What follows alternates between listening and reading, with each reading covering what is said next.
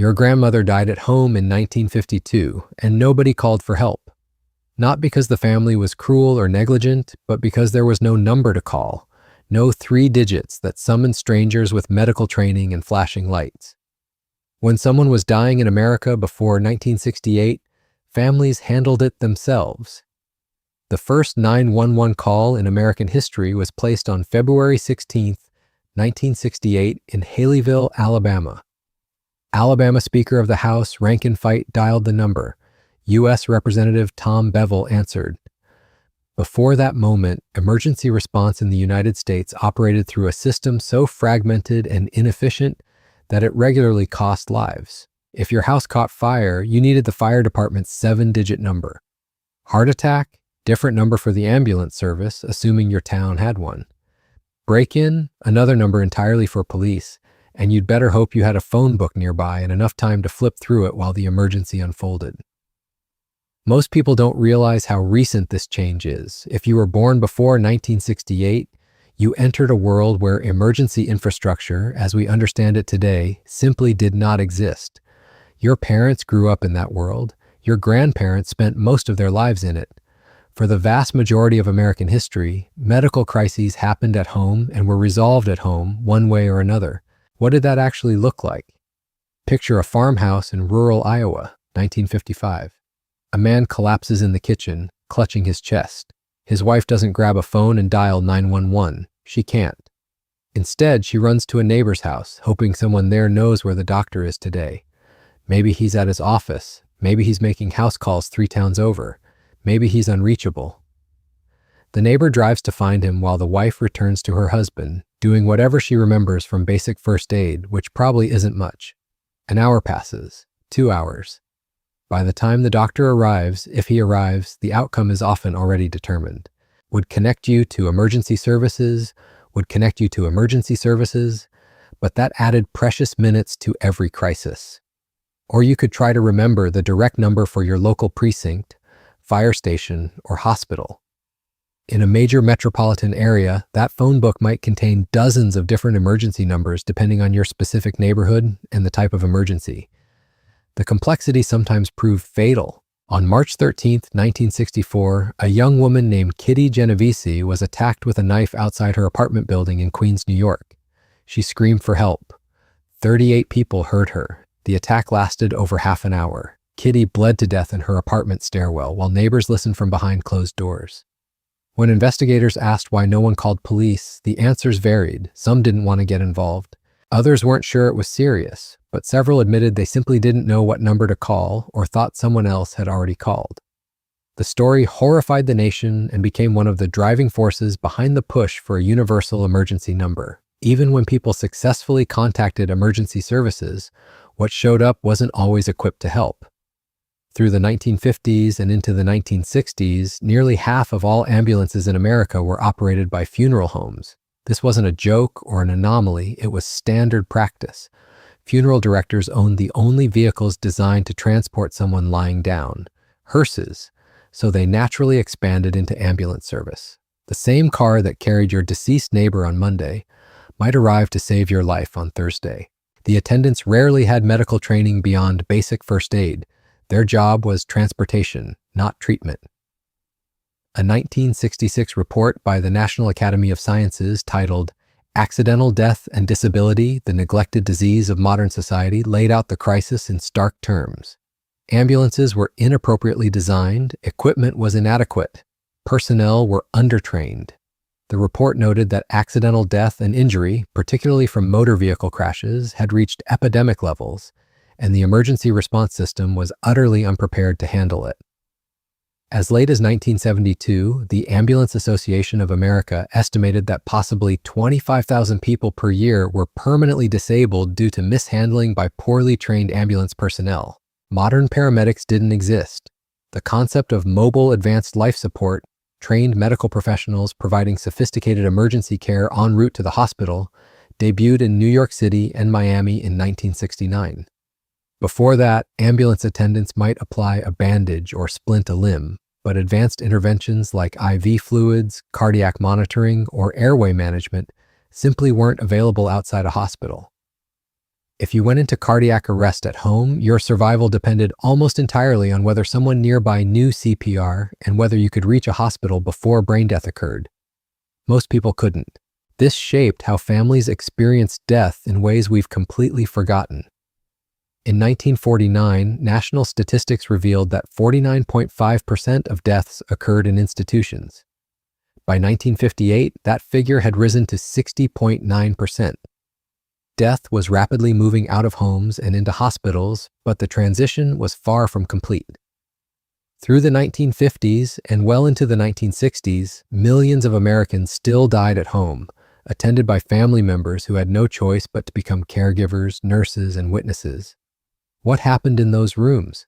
What did families actually do when someone was dying and there was no one to call?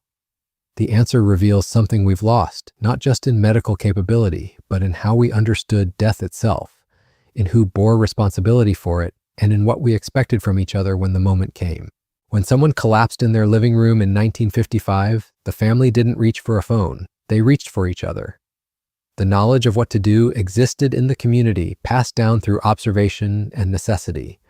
Older women especially carried practical experience. They'd seen strokes, heart attacks, difficult childbirths, farm accidents.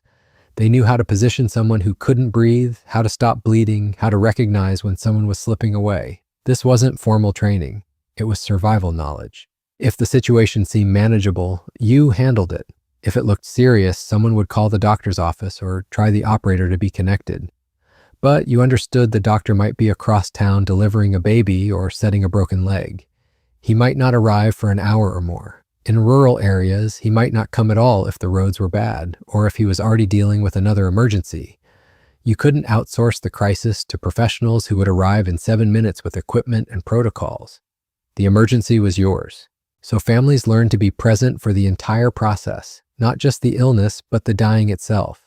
You sat with the person. You kept them comfortable. You watched for the signs that the end was near, the change in breathing, the cooling of the extremities, the moment of clarity some people experienced right before death, what families called the rally. And when it was over, you closed their eyes, covered them with a sheet, and called the funeral home. The same people who might have brought the ambulance now came to collect the body. Death wasn't sanitized. It wasn't managed by institutions. It happened in the bedroom down the hall, and children often witnessed it. You learned early what dying looked like, what death smelled like, how a body changed in the hours afterward. This created a relationship with mortality that's almost incomprehensible now. Death wasn't a medical failure or a systemic breakdown. It was an expected part of life that families prepared for and managed together. The shift happened gradually, then suddenly. As hospitals improved and became more accessible, as emergency services developed, as medical technology advanced, families began to feel less equipped to handle crises at home. Why risk making mistakes when trained professionals could take over? The decision to call for help, once reserved for the most dire situations, became automatic, and with that shift came a transfer of responsibility. The family's role changed from active participant to anxious bystander. By the time 911 launched in 1968, the cultural transformation was already underway. The infrastructure of emergency response caught up to a society that had already decided it no longer wanted to face death directly. Within a generation, the idea of managing a medical emergency at home seemed not just difficult, but unthinkable. We gained something enormous in that exchange: survival rates, medical intervention, professional care. But we lost something too. We lost the accumulated practical knowledge that grandmothers carried. We lost the expectation that families would be capable in crisis. We lost the comfort of dying in your own bed, surrounded by people who'd known you for decades, rather than in a hospital room attended by rotating shifts of strangers. Most significantly, we lost the cultural familiarity with death itself. The generation that came of age after 1970 might reach adulthood without ever seeing a dead body outside of a funeral home. Their grandparents had often seen death before they were 10. This represents a fracture in human experience that's almost unprecedented. For all of recorded history, death was something everyone encountered directly, repeatedly, from childhood onward. Then in the span of roughly 30 years, it was removed from daily life entirely. I think about those families in the 1950s, sitting in rooms with dying relatives, doing what needed to be done because there was no alternative. They weren't heroes or martyrs, they were just ordinary people living in a world where death happened at home and you dealt with it. The thought of their great-grandchildren being unable to recognize the signs of a heart attack or panicking at the sight of blood would have baffled them. How did you survive if you couldn't handle basic emergencies? Who did you expect to handle it for you? But that's exactly what happened. We built systems so effective that individual competence became optional. We built institutions so reliable that family knowledge became obsolete. And now we live in a world where dialing 3 digits summons trained professionals who arrive in minutes with equipment that can restart your heart, intubate you, stabilize you, and transport you to facilities that can perform miracles our grandparents couldn't have imagined. The system works brilliantly, until you realize what the old system provided that ours doesn't. The old system forced intimate familiarity with mortality. It required communities to maintain practical knowledge. It kept death visible, understandable, and integrated into the fabric of ordinary life. Ours hides death behind institutional walls and treats its appearance in daily life as a failure of the system. We've become a civilization that saves more lives than ever before, while simultaneously becoming more terrified of death than any culture in human history. That's not a coincidence. It's a direct consequence of the choice we made to outsource the experience entirely. The number is 911. Help arrives quickly. The survival rates prove the system's success. But every time we dial those 3 digits, we participate in a bargain made decades ago, trading direct knowledge for professional intervention, trading communal competence for institutional reliability, trading familiarity with death for the promise that we might never have to face it directly. The trade was probably worth it, but we should at least understand what we traded away. We remember 1968 as the year everything changed, the year we could finally call for help. But we forget what came before wasn't helplessness. It was a different kind of capability, one that lived in the hands of ordinary people who had no choice but to know what dying looked like. Their world is gone. The knowledge went with it. And now we're left with a question nobody wants to ask. Did we gain a system, or did we lose a skill we'll eventually need again?